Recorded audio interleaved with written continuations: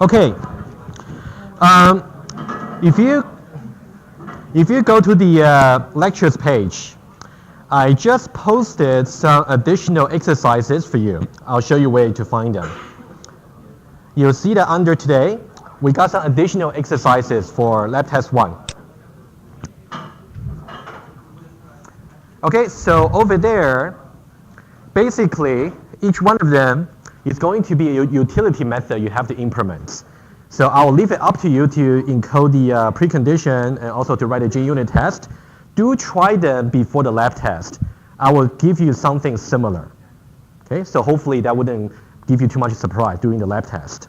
So some of them might be challenging. That's okay. You know, it's good to be challenged. So I encourage you guys to work in groups. So this is not for assessment. It's there to help you. So I just want to ask, because it seems like there's no class after this one, because next Thursday will be your first lab test, right, for the Thursday section. On Tuesday, I'm happy to stay for a little bit extra time to go over some questions with you, and I can record it. I just wonder how many of you can stay if I do stay for longer. Okay, might be enough. Okay, I will stay. If there's nobody, then I might just record the solution at home, right?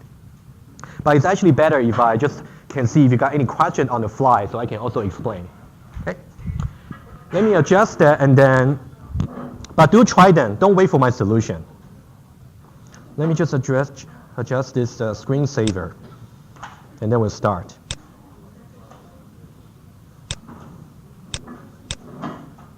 Okay. So far we talked about utility classes, where everything is static.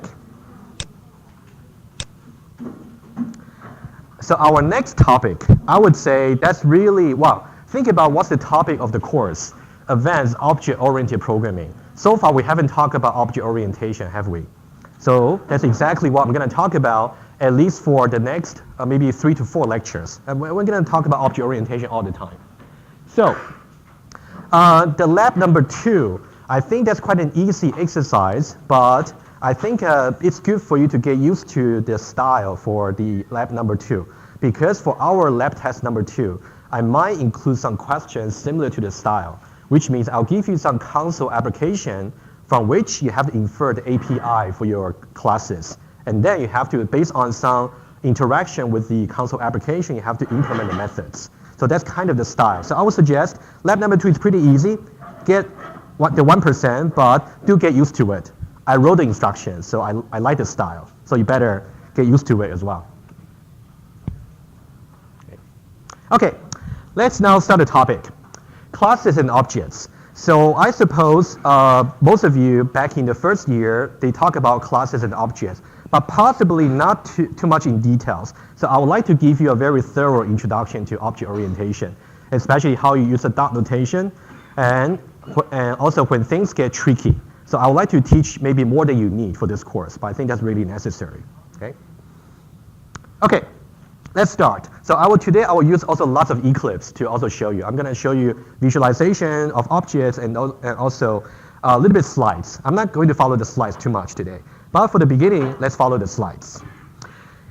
Okay, so now let's talk about some big picture here. We want to have a separation of concern. So far what we have developed is we have only a single utility class. So don't get the illusion that in Java you can only create a single class where everything is static. That's simply not true. It's quite rare. Okay? And also that's a supplier, and for the clients, you may have a class with the main method, and you can write some console application. That's what we have done so far. But really the real power in Java is you can define as many classes as you like. We'll see that, and things can get quite sophisticated. Why? Because in reality, the problem you're trying to solve is also complicated. You cannot have simple solution to complicated problem. Yes? Oh, you know what? Because I'm still finalizing it, so I'll try to post them maybe tomorrow. Okay, sorry about that. Okay. Yeah, but for today, you don't have to write anything down on the slides on the iPad, so everything will be made available to you. Just pay attention to what I'm trying to illustrate. Okay, now in Java, what can we do? So basically, there are 2 things you can define. You can define more than one non-utility classes. So now we're going for another extreme. We used to say everything in the class has to be static. Now it's the opposite. Everything in your class, attribute, and method, they are not static anymore. They are not, okay? Which means we can have multiple instances for your classes. And every class also has more than one methods. Well, this one may be not so strange to you. However, the way we're going to define the methods is a little bit different. There's some understanding you must have before we talk about it. Okay? And we have, what about object-oriented programming in Java? We're going to use classes to define templates. So you know what template means. It's simply you want to define some standard among certain things. And you're going to instantiate your your classes into objects. So think about classes as templates, and think about objects as instances. I'll give you an example in just a moment, before we get to Java. At the runtime, what you're going to do? Easy. Once you define the classes, you're going to instantiate many objects over there, and then you're going to call the methods on each object. And somehow you can let the object to interact with each other. Okay? That's kind of the idea. Okay, I want to just tell you why we need object orientation. This diagram is rather small, so I will draw that on the diagram. I'll draw that on the iPad. So basically, you want to think about observe, model, and execute. So I will just switch to iPad and talk to you about the idea quickly. So why do we use OO? Okay, let's talk about a big idea here. Okay, so why OO? Object orientation. Why do we do that? So I call that model, and then, so model, observe, model, and execute. Observe, model, and execute. Okay, I'll give you a very simple example. When you say observe, what do you observe? You observe the real entities that happen in the real world that you want to solve the problem about. Let's say, for example, you have two-dimensional planes, points. So in the real world, so you may have something like this. You can, for example, for 2D graphics, you have two-dimensional point. You have maybe x1, y1, and then here you got x2, y2. And maybe this is something called P1, this is something called P2. Right? You can observe many points in this particular domain you want to solve. So that's kind of the problem you're trying to observe. And how do you translate this kind of problem into Java? So the idea is you want to somehow to group relevant entities like a P1 and P2 and try to define a standard, define a template out of it. In this case, we know that every point in the two-dimensional plane, what do they share in common? For example, let's make it a little bit more concrete. Let's say this is 2 and 3, and this one is 2 and minus 3. Apparently, these are two different points, but what do they share in common? Well, for both of them, each one of them got an x coordinates. Each one of them also got a y coordinates. That's true for every two-dimensional point. However, what they really are different is the attribute value they have also different. For example, for the P1, the x point is actually 2. For P1 and P2, their x coordinate, although they happen to be the same, but their y coordinate are different, okay? Because they're different points. So now, what about model? Model here is you're trying to define some template for relevant entity. In this case, in Java, we simply use some notion called class. So now, get rid of all the ideas about utility classes, okay? So in the lecture, we're gonna try to train you fresh. So class is something for you to define a template. Now, we're gonna call the template a name, point. It's a template. So P1 is a point. P2 is also a point. They are both instances of a point. Now, we want to define under the template to say what they share in common. Every two-dimensional point has an x coordinates. They also have a y coordinates. For simplicity, let me say they're integer. So you can say integer x, integer y. Okay, that's how you define a template for points. Every point has x, every point has y. So that's how you define the Java classes. But what about at the runtime when you actually try to execute your program? What's going to happen is Let me just visualize this very quickly. At the runtime, you're going to have basically two separate objects. And I'm going to talk about how you can visualize objects in more detail. But for now, you can think of, so here I say the kind of object is point, and the kind of object is also point. We've got 2-point object here. One of them is P1. The other one is P2. Both of them have X and Y because they are the same kind of objects. But now what's really important for you to note, over here for the X value here, they happen to be both 2. However, for the Y value here, one is 3. The other one is -3. Okay? So somehow you can see that what we execute at the runtime correspond to what we really try to observe in the very beginning. So that's kind of why object orientation is very valuable, because it's kind of difficult for you to do such modeling in C, as you will learn later in 2031. Okay? Any question about this? We're going to see many this kind of modeling. For example, for your lab number 1, we are trying to model a person, right? And here we're just trying to model a points. And you will see that what's even more valuable is sometimes you can model more than one classes, and they might have some relationship. Okay? That's something we'll get into later. Okay. If you have no questions, I'm going to go over some slides, and then we'll go to Java.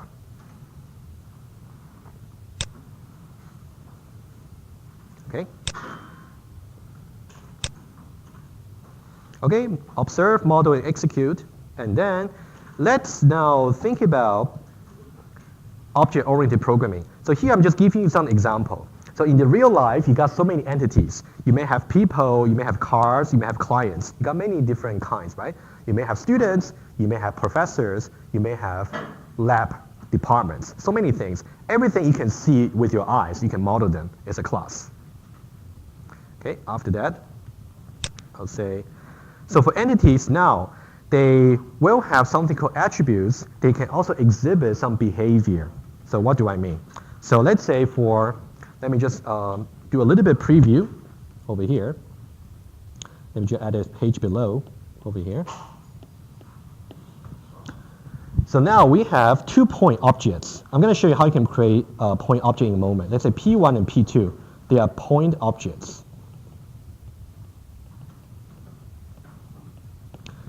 So now we can actually let them exhibit some behavior. For example, I can say, let's say P1 dot get X, for example. So here I'm trying to use the so-called dot notation over here. So this is just called dot notation. So what does this dot notation mean? So let's try to understand for this one particularly. So you can see dot notation is like a little bit like an operator. You have the left-hand side, you have the right-hand side. So let's look at the left-hand side first. The left-hand side over here is called P1, and we have a special name for that. It's called context objects.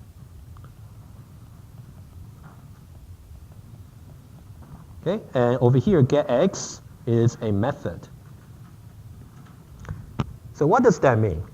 So when we have a context object here, that means I'm going to apply this particular method or operation on this specific context objects. For example, if I say something like this, let me just get another line. I say P2 dot get, you know what, let me change that to dot Y, so that'll be more interesting for you to see. Get Y over here, like that. And P2 dot get Y. Remember in the previous notes, I got P1 and P2. So they are separate objects, P1 and P2 there. When you say P1 dot get Y, what would you get? You will only get 3, right? You get 3 over here. And when you say P2 dot get Y, you will get -3. You can see we are trying to call the same method, which is get Y. However, depending on what the context object is, it can give you a different result. Because as we said before, every object of the same kind, let's say point, they do have the Y attributes, but the value may be different. Okay? So now I'm just going to write it down. So you will see this kind of effect all along. So calling the same method.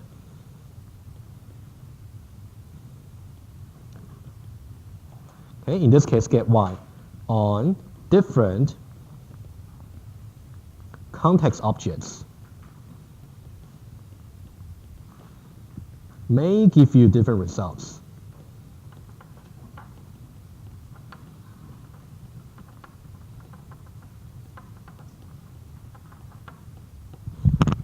Okay, so this is only accessor. I'm going to show you another example for mutator right away. Let's say we still keep our P1 and P2.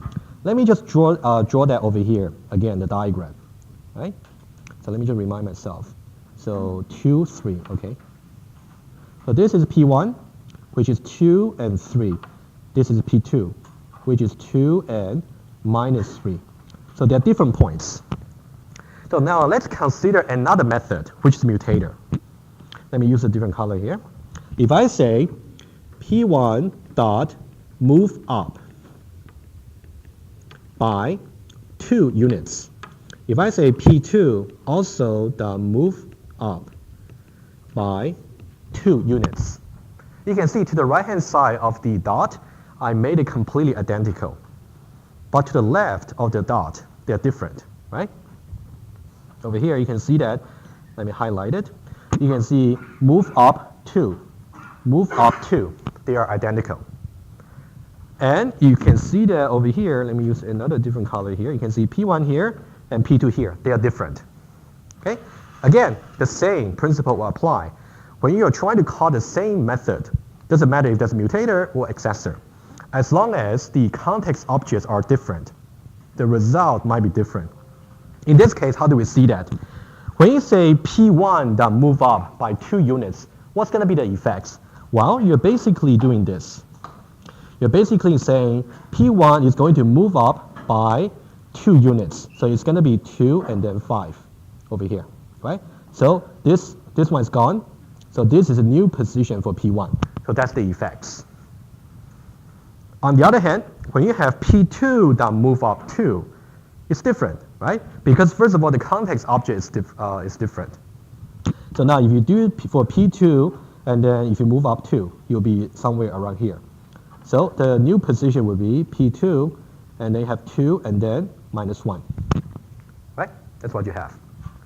So far, any questions? I haven't really shown you how you can define the methods and see how the methods are executed, but we'll get there. Okay. If you have no questions, I'll go on.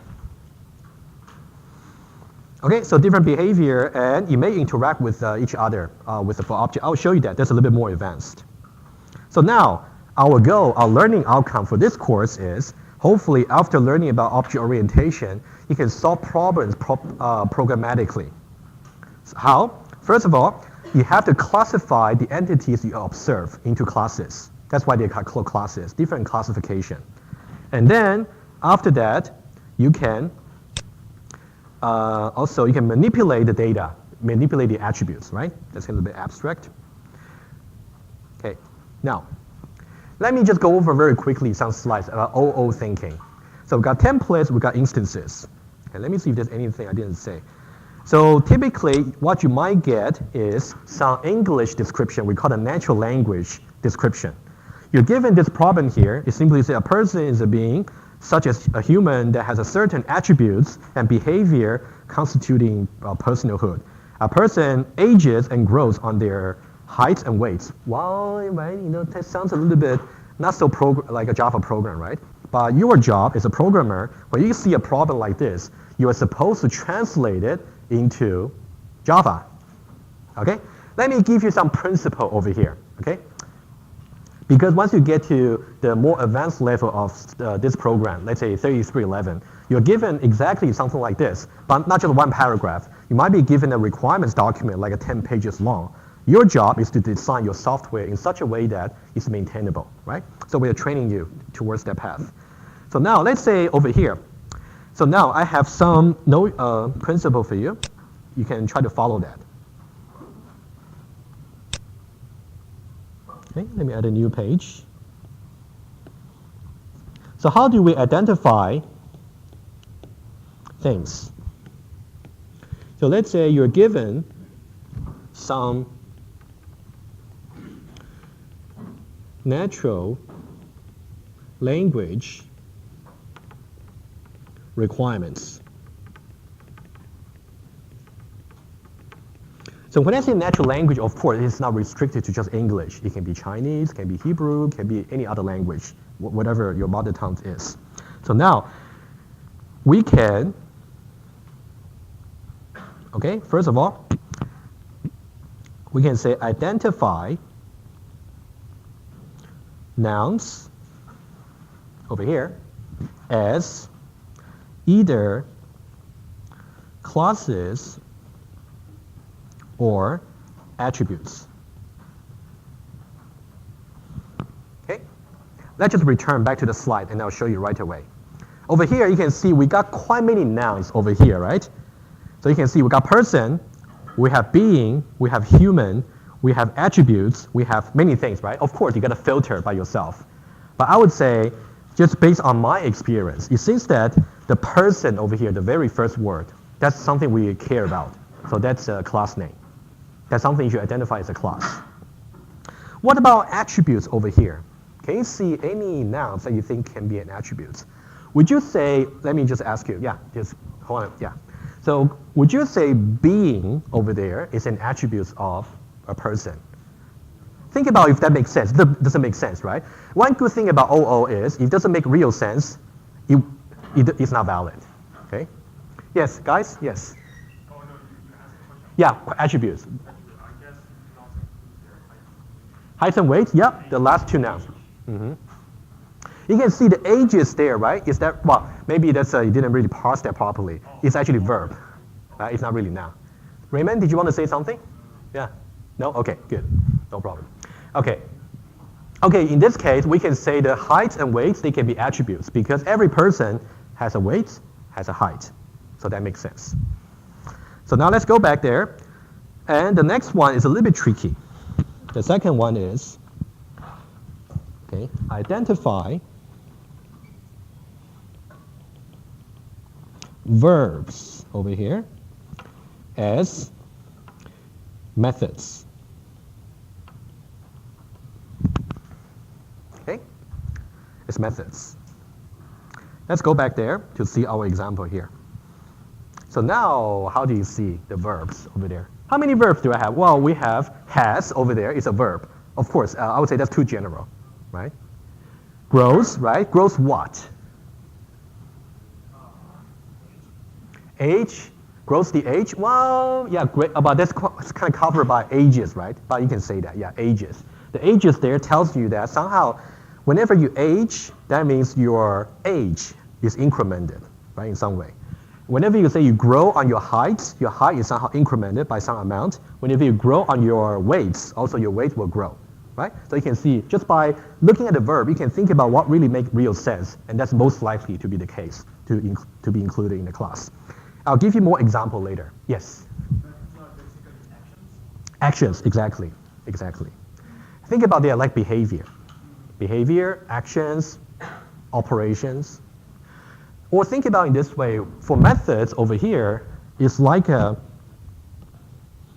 would say in general. When you say methods over here, I would say whenever you're defining a method, there are only two purposes. It's either to change. Yes, thank you, forgot. Okay, so that's what I just drew, the blue line, okay? Whenever you got methods there, it's either to change attributes, which is like a mutator, or you're trying to ask something about the attributes.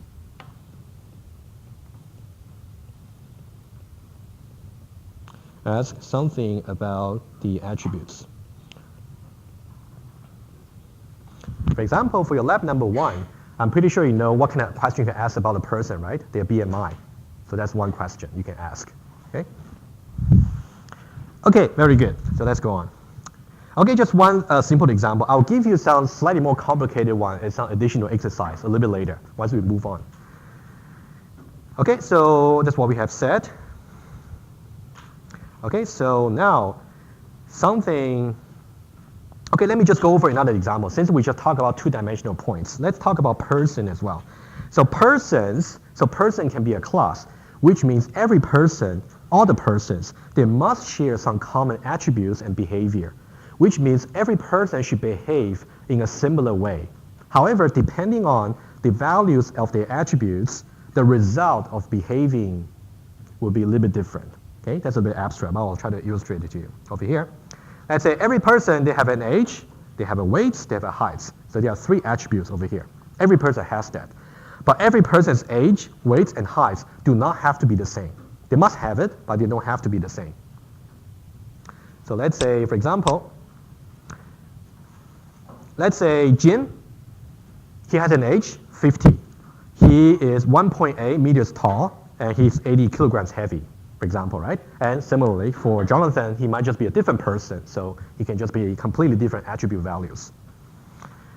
Okay, so now again, let's say now, when we say Jim gets older to the next year, in that case, we'll go from 50 into 51, right? And also, when you say Jonathan gets older, he becomes 66, right? It's like a 65 plus 1, okay? One thing I want to also illustrate. So let me just add a new page over here. Let's imagine that we have person over there. Let me just make it obvious to you. Let's say Jin dot get older. And also Jonathan dot get older. Alongside, I'm going to just visualize that very quickly. So Jim is, so Jonathan is another object over here. So because we have to say what kind of object is that? So it's a person object. And over here is also a person object.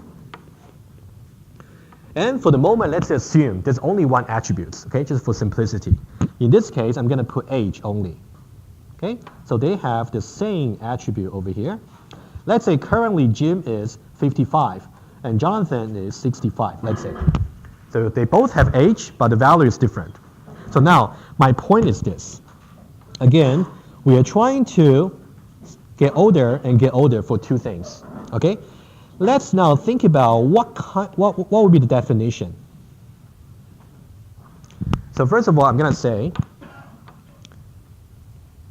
these 2 method call share the same definition.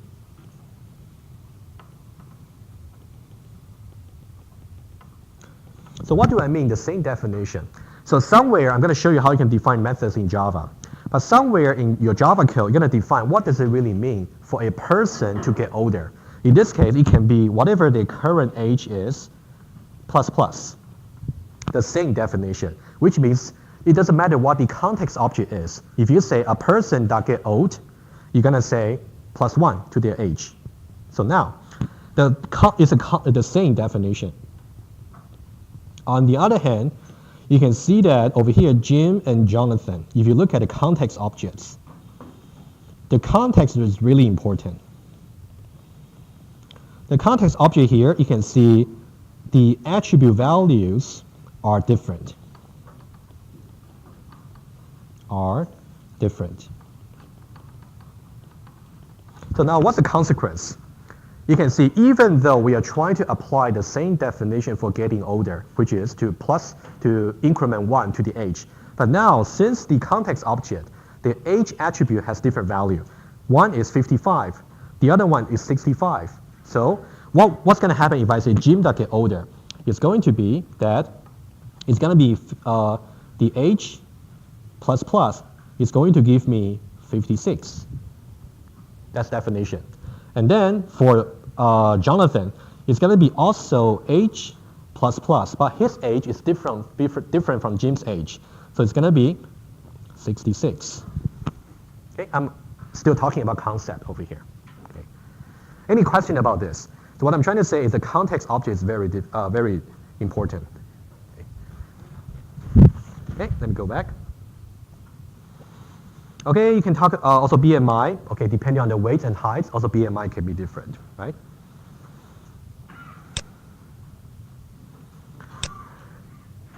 Okay, so now also similar, you can apply the same reasoning for two-dimensional points. I'm going to skip this slide. Okay, the same idea. I'm just using a different example here. Okay, but we'll do the two-dimensional point in Eclipse today. Okay, so now I think that's a summarizing slide basically before we go to Java. So we have templates, so which means we got common attributes. So which means you got the attribute names must be the same. However, the values might be different, right? Because the values for the attribute might be different, calling a method on different objects might have different consequences. Okay? Okay, I think that's pretty much it. Okay, any questions before I move on to Java? So what I have talked about so far, I haven't really talked too much about Java, right? So it's only about how you can think in terms of object orientation. So I think the more you practice, the more natural it will be to you. Okay. No questions? Okay, good. So now let's talk about, so here I got two templates for you. Today I will mainly focus on the template for two-dimensional point. That one is easier, but I think it will also illustrate the point. So I'm going to have a two-dimensional points, and here I say double and double. And you kind of still remember we talked about public, right? That means every class can see it. Okay? Okay, so now let me go to Eclipse now, and I'm going to explain the idea one-to-one to you. Okay, so I'm going to create a new project, and then I'll make it available to you. File, new, Java projects. So let's call that simply two-dimensional points. Two-dimensional points. And finish. And now, remember we talked about test-driven developments, right? Which means as soon as your code becomes executable, you should really start testing it. I'm going to practice that together with you. So now let's have two packages. First, the first package is tests. Okay? And the second one is called implementation. Okay? So now I'm not going to use any console unless I really have to. So now I'm going to say, over here, let's have a class just called a point. You will have something like an abstract or final. We'll talk about abstract class a little bit later. Okay? Don't worry about it. Just say point. Okay, so I have the point class over here. Okay, good. Is that visible from the back? Is it okay? Okay, good. Yeah. Okay, so this is a point. Let me just make a very quick comments. This is a template for two-dimensional points. Okay, every two-dimensional point. Let's say for now we got x coordinates, we got y coordinates. Okay, so we got x and y. And we're gonna say that double x, double y. That's easy, okay? So now, you know what? We can test it already. This is as simple as you can get, okay? There is something called default constructor. I'll put it here. If there is no constructor, I'll talk about what constructor is in just a moment. If there's no constructor explicitly defined, Java will have a default constructor for you. Okay, I'll illustrate it to you. You can see I haven't defined anything about constructor. So now let's do test right away. Let me create a new test. Tests, new, and then JUnit test case. Let's say test the point. Okay, add JUnit 4 over here. Okay, let's get rid of the default. Let's say test default point constructor. Okay, let's just say that over here. And then here I can say point. You may have to say control space because they belong to different packages. Okay, and then you're going to import that particular package. Okay, so you can see that you have to say import implementation.points. But if you want to say I want to import everything from that package, you can simply say star. That will also work. Okay? Let's say point over here. Let me just say P is assigned to new point like that. Well, everything compiles, nothing's wrong. But you can see, let's try to understand this one over here, okay? And let's see, do you want to take a guess? Just take a guess. If I say double, I would say x of p is p dot x. What I should do is, let me just make them public for now because I want different package to see that, just for illustration. Public, okay? Okay, I have p dot x, and also I got double x, y of p is p dot y, like that.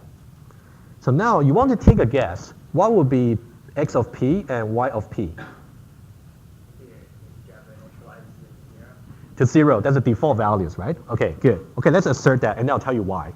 Okay, very good. Assert, let's say true. Let me use that. Okay, I can say x of p equals 0, and y of p equals 0 as well.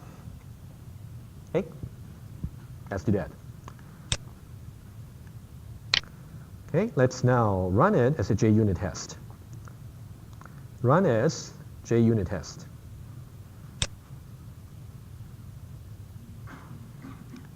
It's a bit slow. Yep, it passes. It's really 0, nothing else. Okay, let me try to explain to you what's going on over here. So let's say if you have no constructor over here, they will have a default constructor for you. And how does the default constructor look like? It looks like this. First of all, in Java, the constructor is for you to construct a new instance of the template. So now let's say this can be a constructor. It must have the same name as the class. Okay? And then, just like that.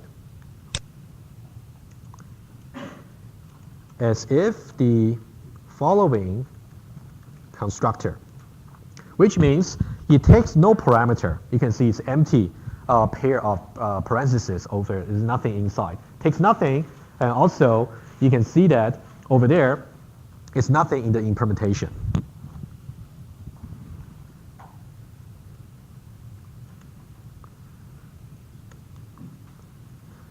Default constructor does nothing to initialize the attribute values. This means numbers will just numbers will be assigned 0 by default. Yeah. Yeah, you should say public for the constructor. You want to make sure the other package can use it. You mean inside the constructor? You mean over here? I would say for now, let's try not to give the initial value over there. Let's just only do that in the constructor, just for now. Yeah, you can do that for sure, but I don't want to confuse you too much. Okay. Okay, so now let me talk about default values. Okay, so for your information, so we got different types over there in Java. So let me talk about default values first for different attributes at the page below. Okay, so now we talk about default values. Default values. So when on initialize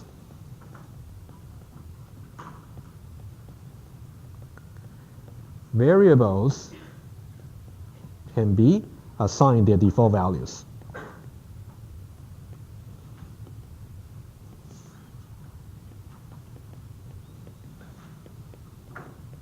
Okay, it's actually quite easy. Think about, so we got integer, we have long, we have float, we have double. Let me just put another one, and also we got Boolean. String, that's a very good, I'll put it here. Somehow string belongs to a different category, which we'll get into. So now for numbers type, over here, default value is simply just 0. Nothing there, just 0. For Floating point type, it will be 0.0. Okay, pretty much the same idea. Boolean, anybody knows? No, not true. False. You know what? There's a logical reason behind this. I'll explain to you the other day, not today. But just don't memorize. I will explain to you why. Maybe another day. Okay, it's false. Now for string, it's a very interesting question. What should be a string? You might think that's empty string, right? Null. Okay, very good. So basically, null simply means no address of string objects being stored. I'll talk about this thing a little bit later. So basically, string, this category over here, we call them primitive type. Everything else, rather than primitive, like a string, person, points, or any class you can define, they're so-called reference type. And reference type simply means you're trying to store some address. I'll talk about this in just a few minutes. So the default value is simply null. Okay, just as a note. Okay. So now let me go back over there. Over here. Okay, so now let's go back to here. I would like to give you some idea about what this line really means over here. Okay, I'm going to show you on the notes, and then we can later make the constructor a little bit more complicated. Okay, let me just go back to my iPad notes over here. Okay. Okay, let me just repeat what we have defined so far. Okay, very quickly. So we have a class called point. So that's a template. And then we have two attributes, double x, double y. Double x, we have double y. And we have some very simple constructor, the default constructor. Let's define that explicitly. So you have points over here, must be the same name as the class. Over there, it simply does nothing. Nothing there. And nothing means default values for every one of them. Okay, so that's in some way, that's the supplier code. So that's a supplier. So we're providing some services for you to use for two-dimensional points. Let's see over here. Somewhere in the client code, let's say I'm trying to use the point. Let's say I have a class, and then I have, let's say, point application over here, and then I have some main method over here. I'm just trying to use it. Okay, let me just put a single line over here. If I say point is point, and then P is assigned to new, and then points. So what does that mean? Let's be a little bit careful over here. Okay, so now that's as easy as that. So this is the user or the client. Okay, so now we are trying to understand what this line really means. Point P is assigned to new points. Let's understand that precisely. Okay, this is how this is how I will understand it. I will separate this line into 3 steps over here. I would say this is step number 1. Okay, I'm going to say 1 over here. I'll maybe be consistent with color. This is step number 1, and then I'm going to have step number 2. So this is step number 2. That's not good. It's too light. That's step number 2. Finally, the most important step is over here. This assignment over here. And I'll call that step number 3. Okay, 1, 2, and 3. You can think about in this order. Okay, that's really important. Okay, let's think about the first one. The first one over here. Step number 1. We declare a variable P. First of all, now let's be a little bit aside. If I say int x, x is a variable, and we say that at the runtime, x can only store integers, right? Now, when we say point p, we are also trying to constrain in a way there's only certain values that can be stored in variable p. But what is that, right? That's something we're trying to learn here. P can only store addresses of a memory portion that store person information. Sorry, I keep saying person. Sorry about it. Thank you. Yeah. I'm still thinking about your lab number 1. Point information. Okay, the important thing is you have to understand that, first of all, we talk about a variable. And also it's going to store address. That's really the most important point. And then point information. So it cannot store address of a person objects. It can only store address of point. Okay? So these are the 3 critical things. That's number 1. Okay? I'll come back to number 1 in just a bit. What about number 2? For number 2 there, I'm going to use maybe 2. For number 2 over there, you're basically going to create, let's say allocate. That'll be more accurate. Allocates a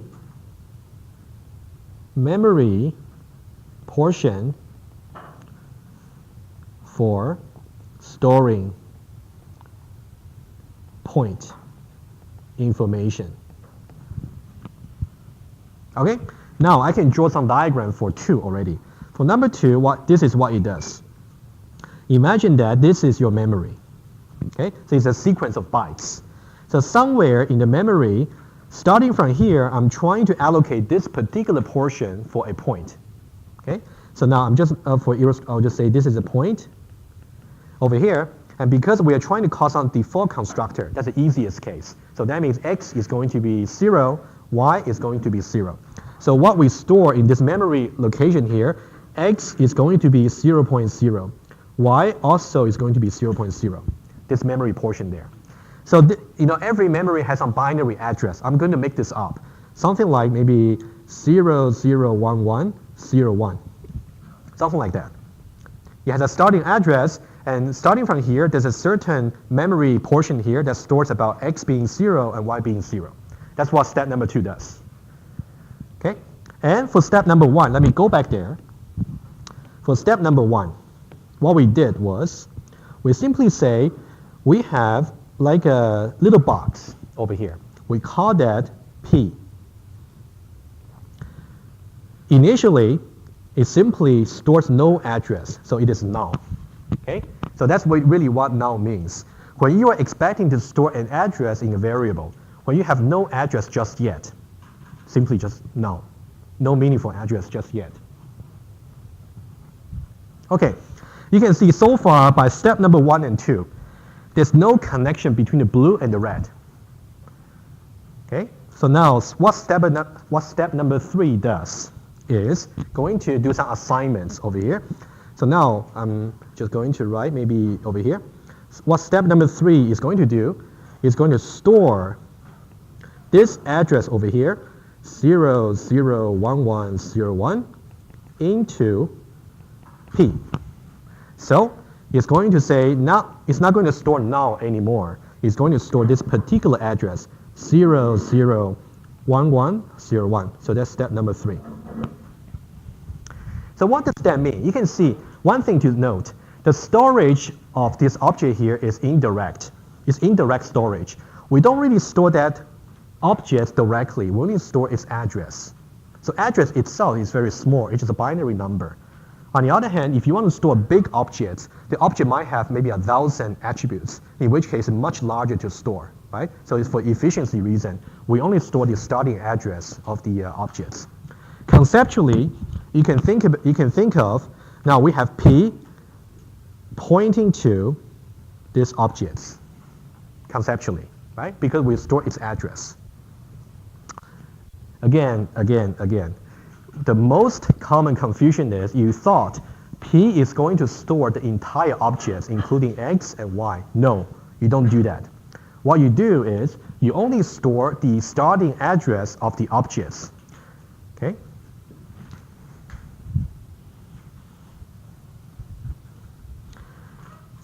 Okay. Now let me go to a little bit more extra information over here. So I'm going to put it here. Let me put it here. Let's say after these are done, okay?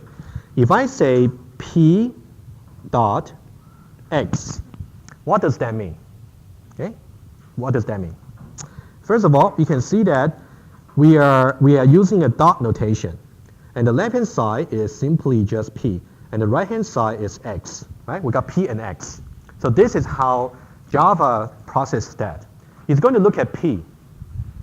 P is declared as a variable that stores some point objects. Agree? That's why it is declared, right? In the step number 1. So it's going to see, okay, now I see that P actually stores the address of 001101. That's the address. So now when I look at this P here, I can only get this information. That's everything I get. I haven't really got to the memory yet. I only get the address. Okay? When you see the dot over here, this dot here is really to say, go to that memory location.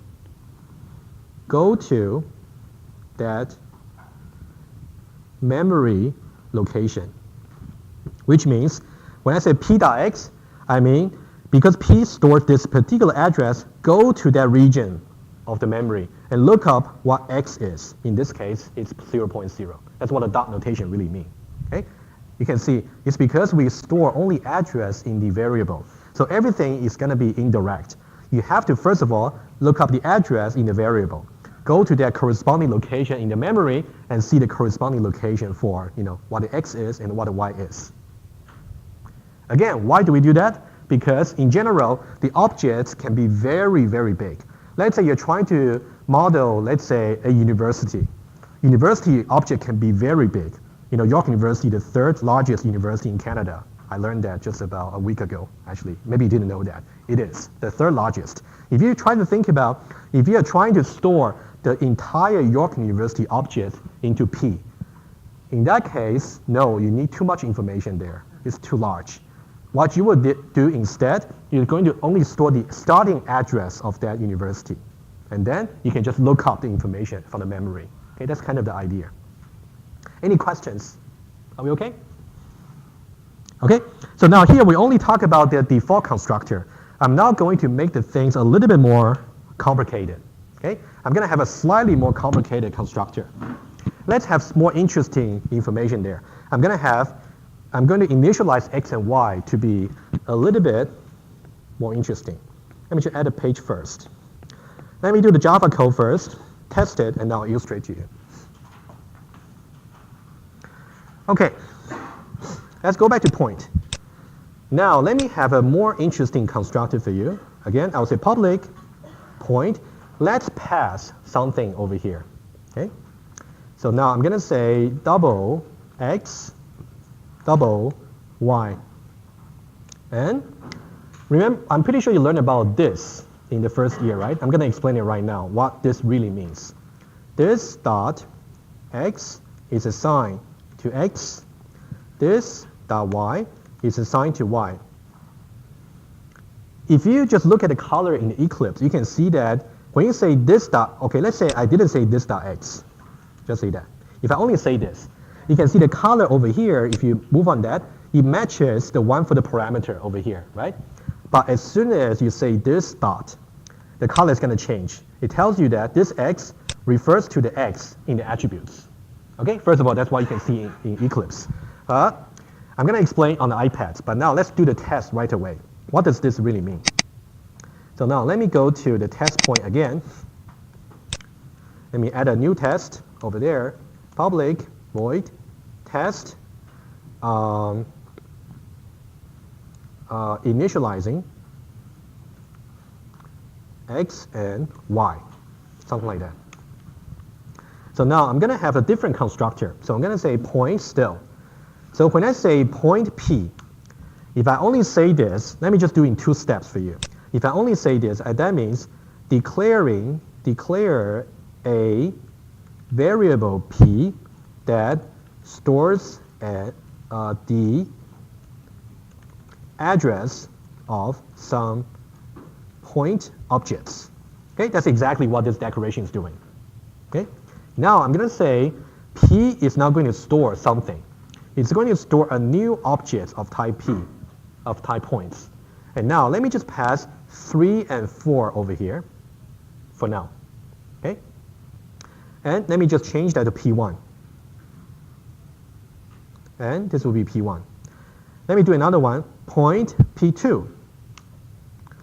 And then I'm going to say P2 is assigned to new point. And I would say 6 and 8. Like that. Okay? Now I'm going to do different comparison for you. Different. First of all,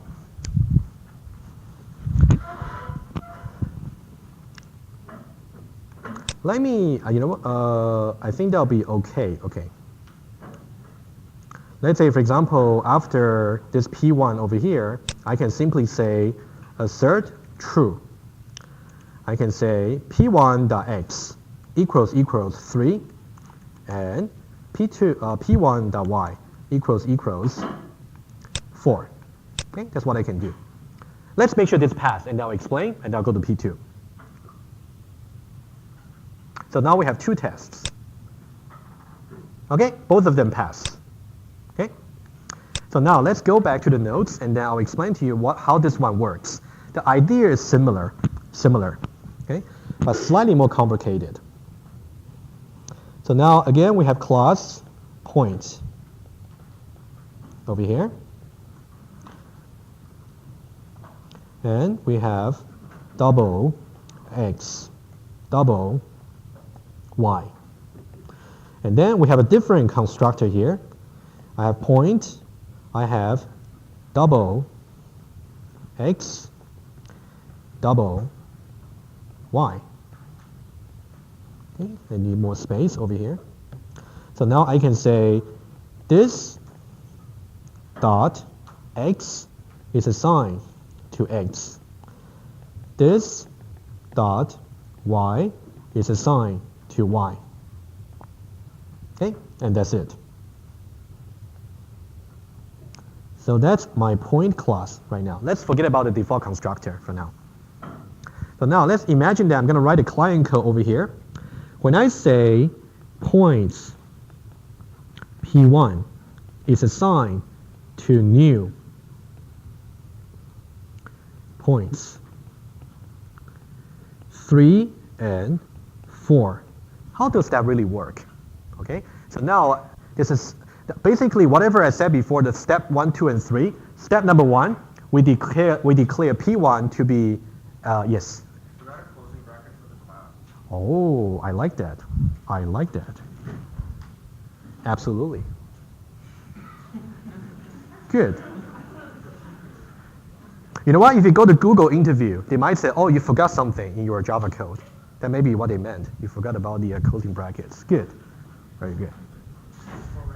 Yeah, good. Okay, very good.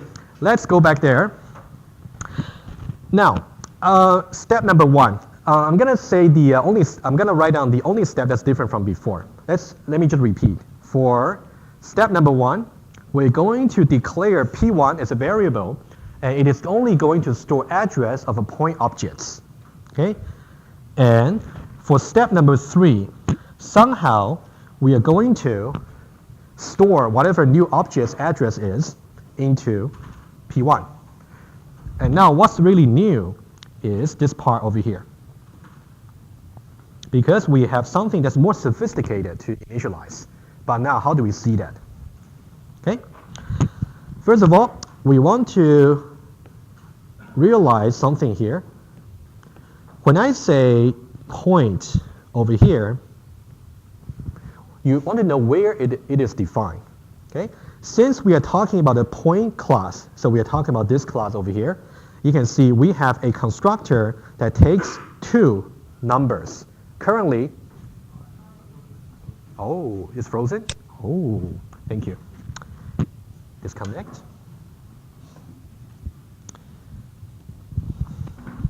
All right.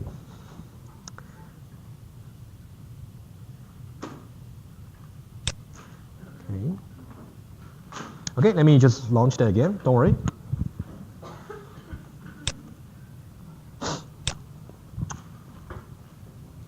QuickTime, File, and then New Movie Recording.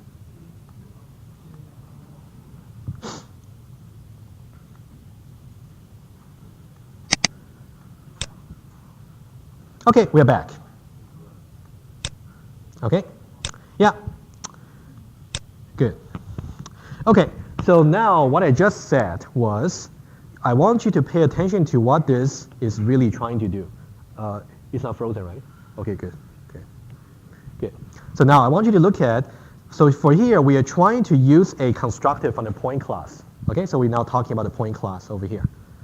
And then, since this constructor here takes two numbers, 3 and 4, now the only thing that applies in the definition in the point class is this particular constructor, right? So this is where we define. And this is where we use it, right?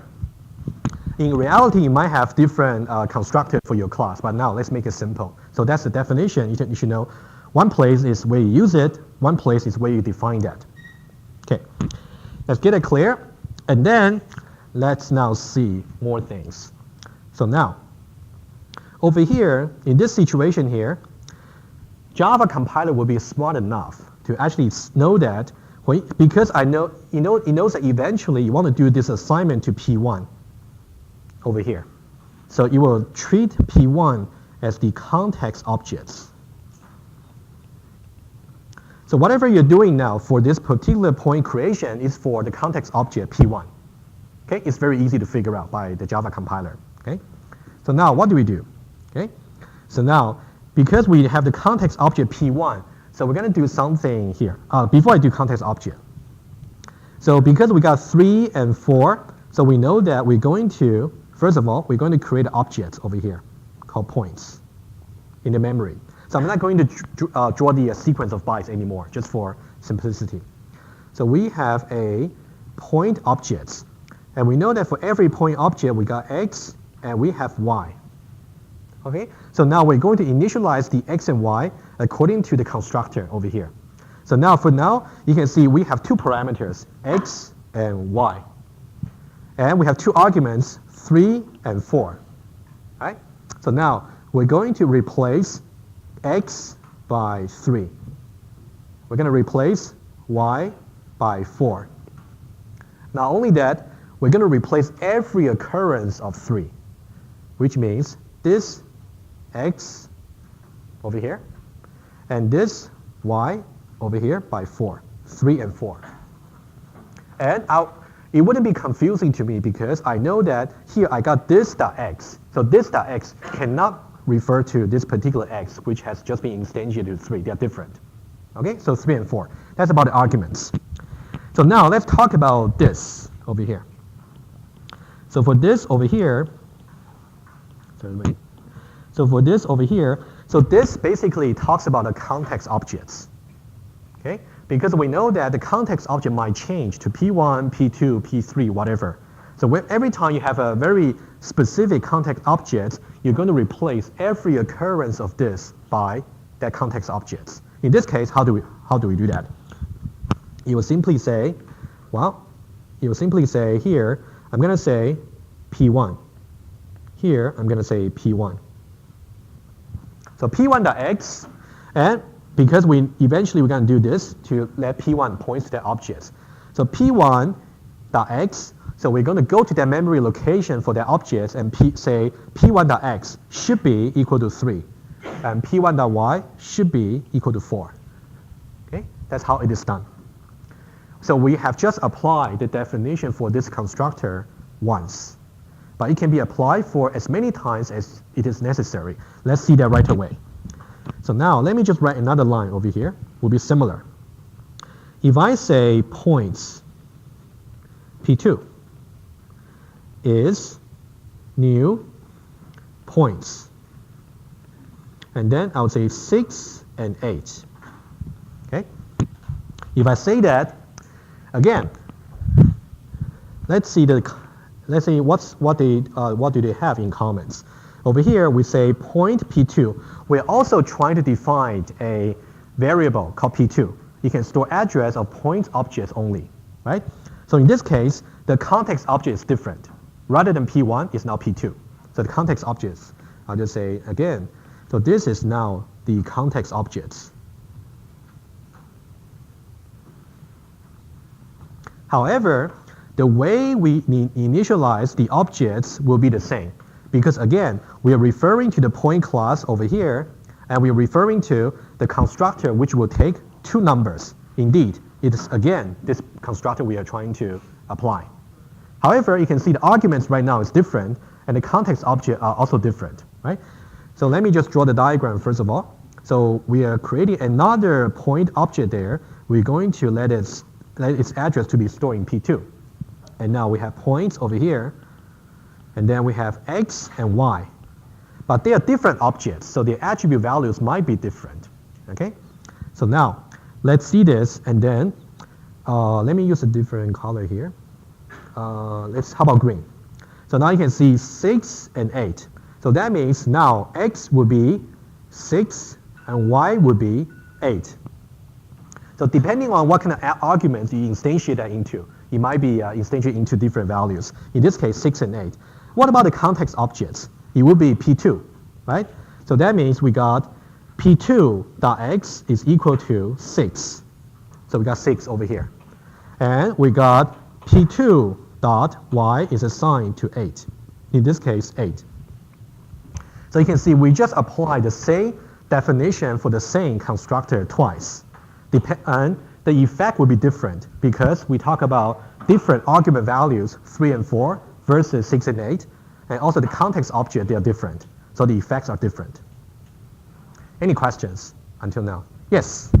So if we want to use the y from P2, Yeah. You would say P2.y. Yes. right? Yeah. When you use point.y? You wouldn't use point.y. Okay, very good question. Remember, point is a class name. We said before the only place you will use class name dot some attribute would be static. But now remember what I said in the beginning. Forget about utility classes for now. So everything is non-static. So now we just use objects. Exactly. That's why, yeah. So now what really matters in object orientation is the context objects. Okay? Okay. Now, I want to do more things. Do we have maybe 10 minutes? Maybe? Yeah? Good. Let me illustrate something interesting to you. Any question about this? I'm going to give you a little bit quiz. Okay? To see what you think the answer should be. Are we okay so far? Yes.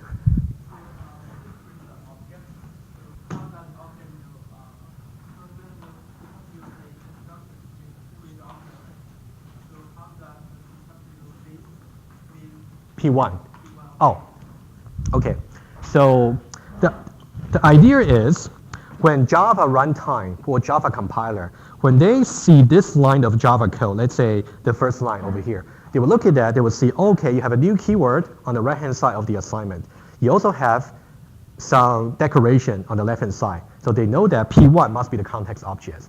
There will be some pre-processing job that's done beforehand. Okay? So that's something that will be done for you already. I'm just trying to say, think about what's really relevant here. So if you think about this particular assignment, we know that we eventually, once we create the objects, we want to store its address into P1. So Java knows about this. So they can simply say P1 is a context object. So when you say this.x, that really means P1.x. Good. Okay, good. So now, let me go back to JUnit, and then I want to ask you something here. Okay, let me create a new test. This one is a little bit tricky. It will illustrate a very interesting point about object orientation. Test. quiz. Okay? Point P1 is assigned to new point, let's say 3 and 4. Okay? Make it familiar to you. And now I also got point P2 is assigned to new point 3 and 4, the same. Now, I'm going to have two assertions. First one, I say P1.x equals P2.x. And P1.y equals P2.y. That's the first assertion. Okay? The second one is much shorter. P1 equals P2. Line number 34 and 35, okay? So now I would like you to think about it. Yeah, one moment. Yeah, I'm pretty sure you know the answer. Okay. Okay. So now just tell me whether, so I got basically two Boolean conditions, 34 and 35. 34, true or false? True, right? You can just kind of imagine the diagram, right? Okay, very good. I agree. What about 35? Why is that false? The address, right? So think about what P1, what were you doing here? So if you think about the diagram here, so P1 and P2, they refer to different memory locations, right? So they are not the same, okay? So now let me go back there. So I know that this is going to be false. Assert true. So I can say assert false, by the way. I can say that, so you will still pass. Assert false. So it's going to be false. Okay? Now, let's try this. P1 is assigned to P2. Okay? Oh, no, hold on, hold on. The same.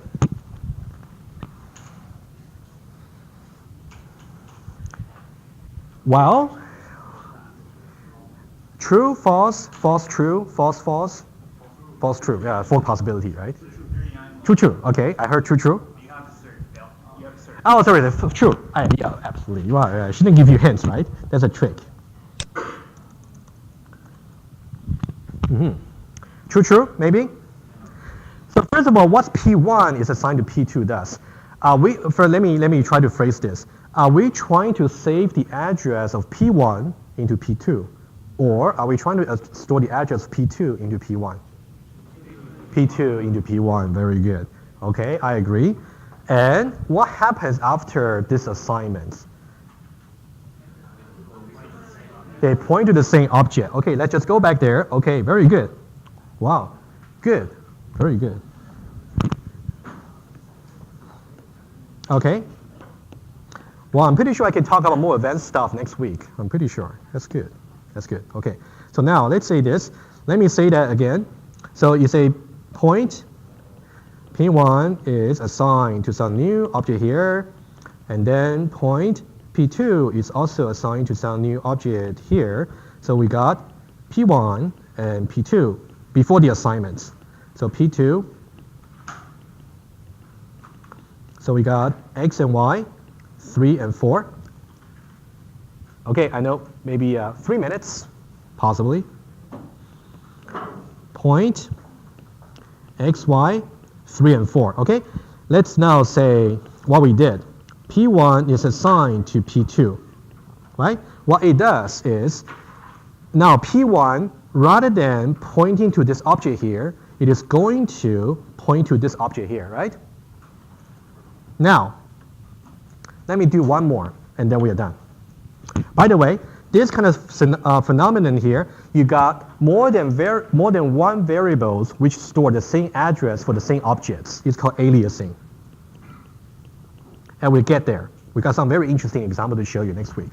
Okay, let me just do one more thing. Okay, so now I want to look at one more code. Okay.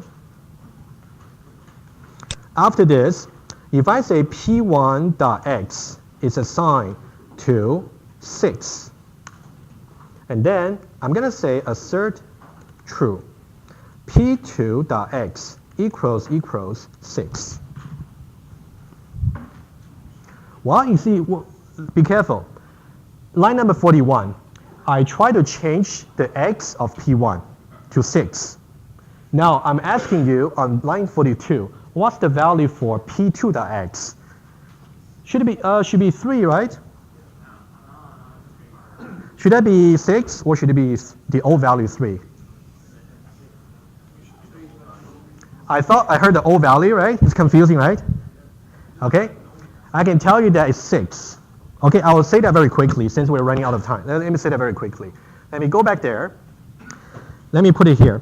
If I say P1.x is assigned to 6, what does that mean? P1 is referring to this object here. It's 6. X is changed to 6. Now I'm asking what's P2.x? However, P2 is pointing to the same objects. So whatever you have done through a different name is also visible to all the other names. Okay? Think about this small example here. I think, okay, let me just say 1 more minute. Before next Tuesday, please try as many as possible the utility methods I give to you. And then in the class, I'll continue with objects. But after the class, I can stay for a little bit more time so we can go over some solutions. Okay? See you next week.